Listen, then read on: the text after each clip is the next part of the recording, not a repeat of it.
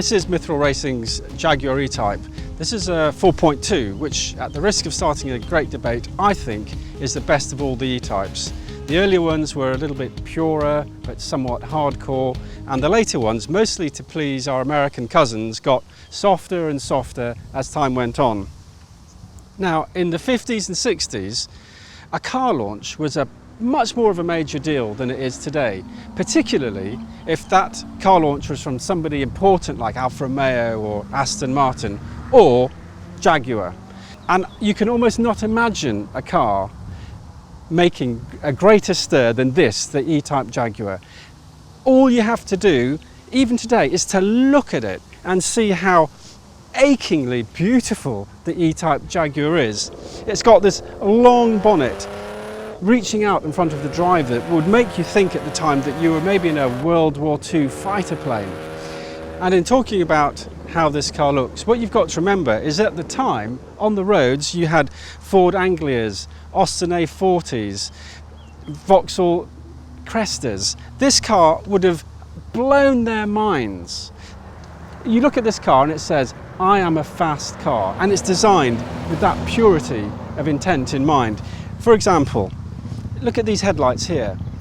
You've got to have headlights in a road car, but they've fared them in for optimum streamlining. Even the indicators, which you've got to have in a road car, they're tightly up between the bumpers and the bodywork, just to make the car look and be as streamlined as possible.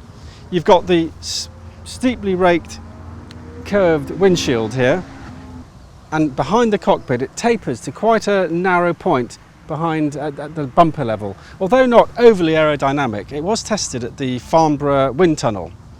And even the necessity of having an exhaust, they've centred twin exhaust pipes exactly between the bumper overriders in the middle, so that the E-Type even looks sensational from the back, which is in fact where most people are going to see it from.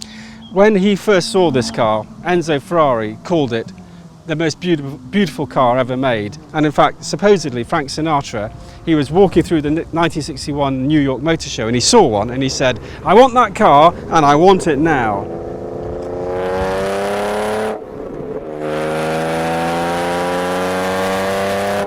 This unique combination of form and function that the E-Type genuinely has in spades translates to the inside as well. First thing, in front of the driver, straight in front of the driver, you've got this gorgeous wooden steering wheel with its aluminium drilled spokes. Also in front of the driver, just where you want them, you've got your speedo and your rev counter. Classic British Smith's gauges.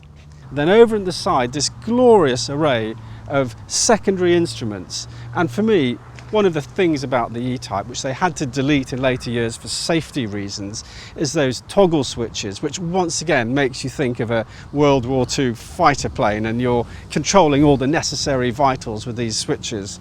Not only did this car look perfect, but it had a genuine 5-star sterling motor racing heritage to draw on. Apart from the XKSS, which they didn't make very many of, and then it was burned down. They were all burned down at the Browns Lane factory. This car is a direct descendant from the triple Le Mans winning Jaguar D-Type. In fact, from the front it looks similar, and the cockpit is a cockpit instead of the Jaguar D-Type's fin. The 3.8 or the 4.2 litre engine, very famously in a publicity stunt arranged by Jaguar, it reached 150 miles an hour, which was a big deal in the 1960s. 4-wheel disc brakes, all independent suspension. It drove just as well as it looked. And even today, if you're doing 100 miles an hour in an E-Type Jag in 4th gear and you put your foot down, you're going to feel a push in your back very akin to a modern performance car, not just any car. This car is just the perfect sports car. Looks, the way it goes, the way it handles.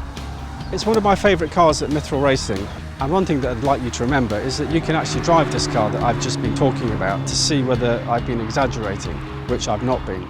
It's in our VIP package, as befits the Jaguar E-Type, the Gentleman's Express, and it's in the British Classics package, which is our most popular. So you can come down to Goodwood with Mithril Racing, drive this car around the track that's right there, and I'm telling you that you will absolutely be blown away.